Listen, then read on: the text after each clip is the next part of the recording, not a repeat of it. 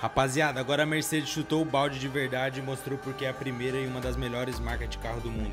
Eles lançaram o projeto dessa van Vision V, modelo 2026, um carro 100% elétrico e muito tecnológico. Além do design futurista, o carro promete muito conforto, com bancos de couro que faz massagem, tela de 65 polegadas e uma acústica de cinema. O carro tem reconhecimento facial para abrir as portas e no vidro tem uma tecnologia que deixa o vidro transparente ou opaco. Mas e aí, quando você acha que esse carro vai chegar no Brasil? E quando chegar, quanto vai custar? Deixa aí nos comentários.